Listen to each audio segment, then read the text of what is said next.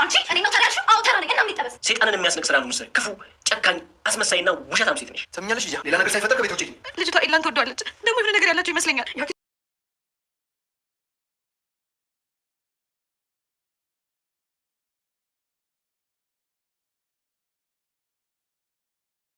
ፍቅር ከታገተችበት ለማምለጥ ጥረት እያደረገች ነበር።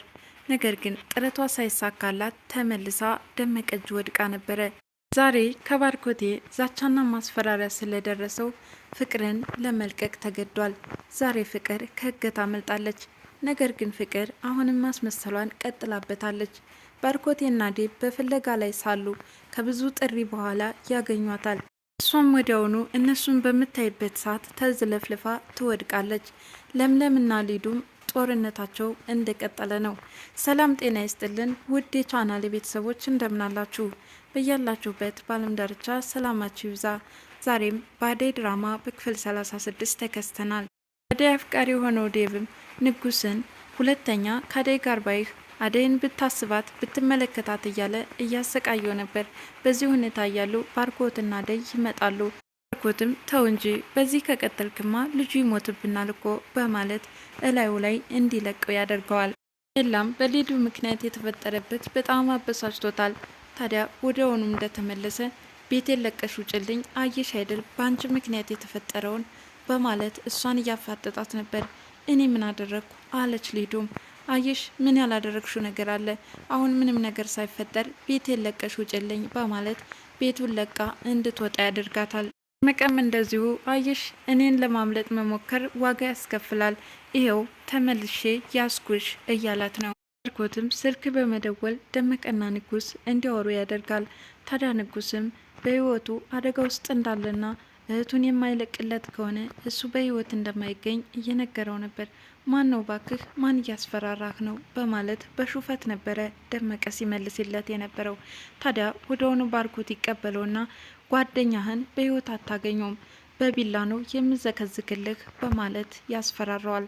ደመቀም ይህን ጊዜ ያንተ እህት እኮ ደመቀም የኔ ጓደኛማ ካንተ እህት ጋር እኩል አይደለችም፣ ዋጋዋ አይመጣጠንም እያለ ነበረ።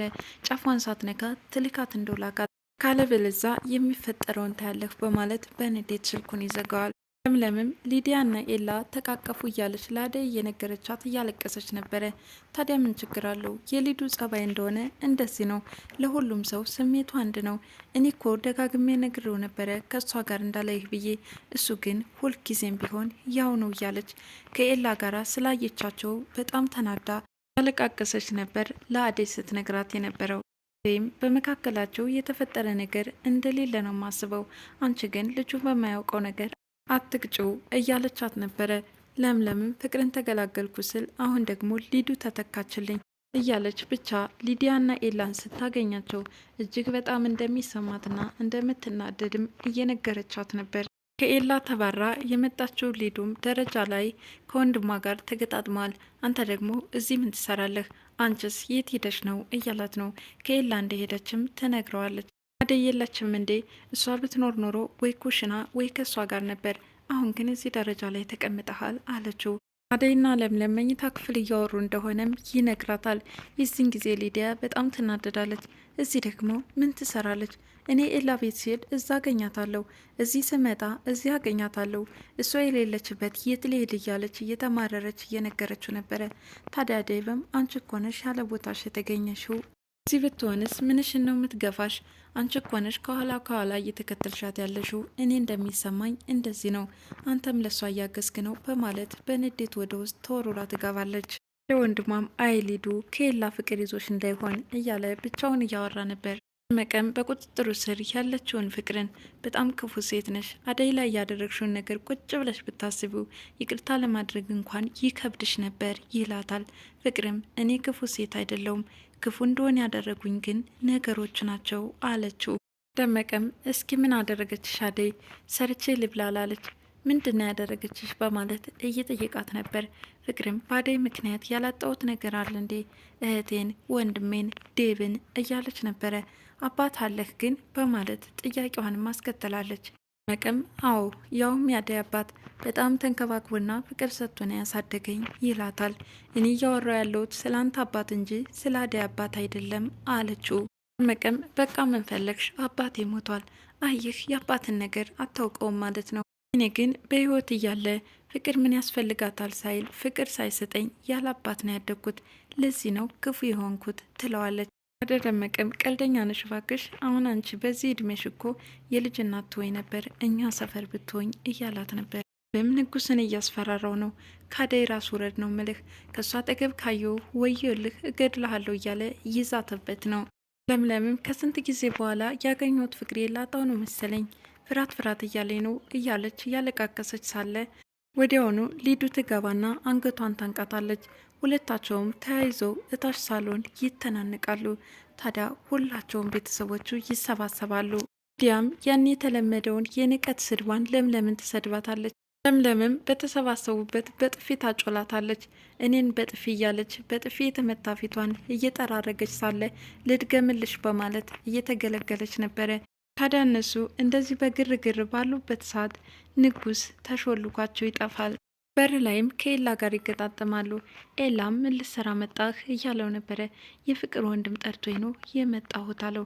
ፍቅር መታለች አልመጣችም በማለት ሲጠይቀው የማውቀው ነገር የለኝም ብሎ ማምለጫውን ነበር የፈለገው።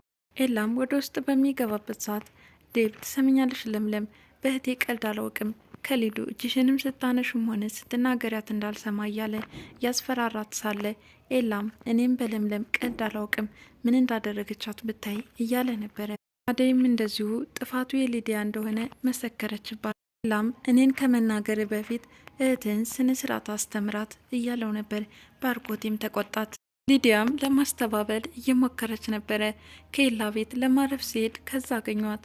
እሷን ሽሽት ከዚህ ስመጣ ከአደይ ጋር እያሙኝ አገኘዋት አለች። ወንድሟም እህቷን ተቆጣት። ስታስጠሉ ሁላችሁም በቃ ማየት አልፈልግም ብላ ትታቸው ትወጣለች። ኤላም በበኩሉ ይህንን አስተሳሰብ ካንተ አልጠብቅም ነበረ።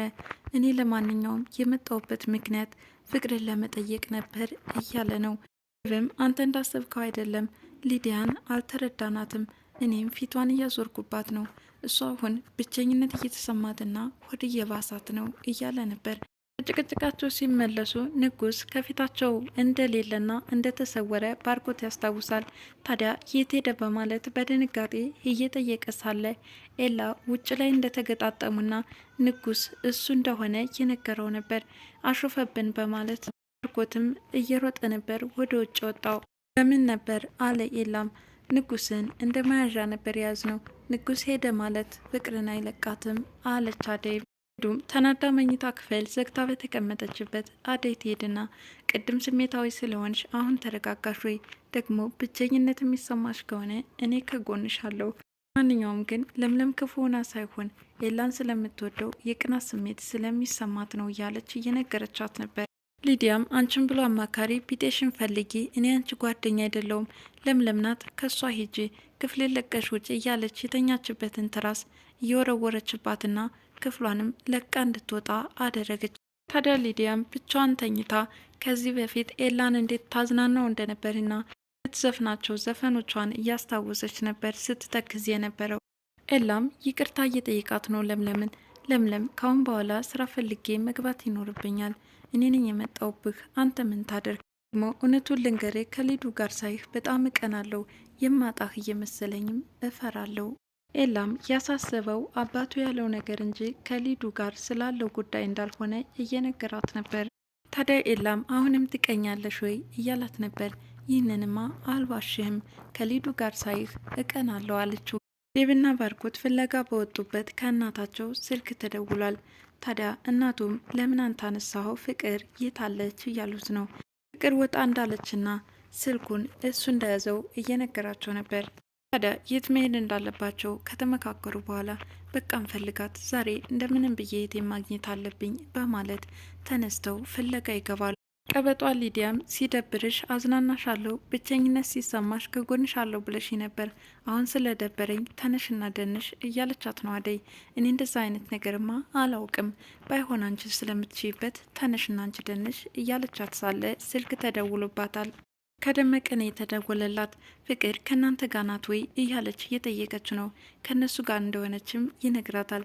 በቃ መሄድ ይኖርብኛል በማለት ስትነሳ እኔም ይደብረኛል፣ አብሬ መሄድ አለብኝ፣ አንቺንም እንዳያፍንሽ ፍቅርንስ ይበላት እያለች ነበረ ሊዱም። ንጉስም እነ ባርኮትን ተሰውሮ ፍቅር የታገተችበት ቦታ ነበር ሄደው ለቀካት ወይ እያለው ነው። በጣም አንገላቶት ስለነበረ ፊቱ ላይም ጉዳት ደርሶበታል። ምን ሆነህ ነው እያለው ነው። በጣም ነው የጎዱኝ፣ አደይና የፍቅር ወንድምም አሰቃይተውኛል አለ። ቆይ ዋጋቸውን ልሰጣቸው ነው፣ ደግሞ በቢላ ሳታስፈራራኝ እኮ ነው የፈታዋት እችን የመሰለችን ቡጥ ልጅ እያለ ነበር ደመቀም ለአደይ ብሩ ልሰጣት ነው በማለት ለንጉስ እየነገረው ነበር። ለምን እንደዛ ታደርጋለህ?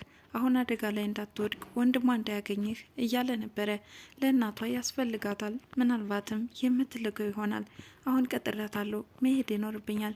ከኔ ጋር መሄድ የምትፈልግ ከሆነ ና እንሂድ አለው። ፍቅርም ከእገታ ከተለቀቀች በኋላ ማሳ ለማሳ እየተንከራተተችና ራሷንም እያሻሸች አንዳንድም ሲደክማት በየመንገዱ እየተቀመጠችና እንዲያ ሲልም ደግሞ እየተራመደች ነበረ። ዴብና ባርኮትም ፍለጋቸውን ተያይዞታል። ካልሆነ ስሟን እየጠራን እንፈልጋት አለ ዴብ። ሊዲያና ዴም ደመቀን እየጠበቁት ነበር። እሱ ግን ሊመጣላቸው አልቻለም። በቃ አልመጣም፣ እንመለስ አለች አደይ። ሊዲያም ወደ ቤቷ የሚወስዳትን ሳይሆን ወደ ኤላ ቤት የሚወስዳትን መንገድ ይዛ ለመጓዝ እያሰበች ነበር። ቤታችን እኮ በዚህ በኩል ነው፣ የት ነው የምትሄጂው እያለቻት ነው። እኔ እኮ ከኤላ መስሎኝ ለካ ቤታችን ነው አለች በፍቅር የተቃጠለችው ሊዲያ። ኤላም በበኩሉ ለምለምን ለማዝናናት ዛሬ ልብስ ቀይሬና አንቺ የማታውቂው ቦታ እስካሁን ያላየሽው ነው የምወስድሽ እያላት ነው። የት ነው የምትወስደኝ እያለችው ነው። እሱም ተነሽ በቃ አሁን የምነግርሽን ስሚ በማለት እንድትነሳ አድርጓታል። የት ቦታ ይሆን የሚወስዳት አብረን የምናይ ይሆናል። በሌላ በኩል ፍቅርን ፍለጋ የተሰለፉት ዴቭና ባርኮትም ጥሪያቸውን ቀጥለውበታል። ከርቀት ሰምታቸዋለች። እሷም አቤት ብላ ወደ እነሱም ትጠጋለች።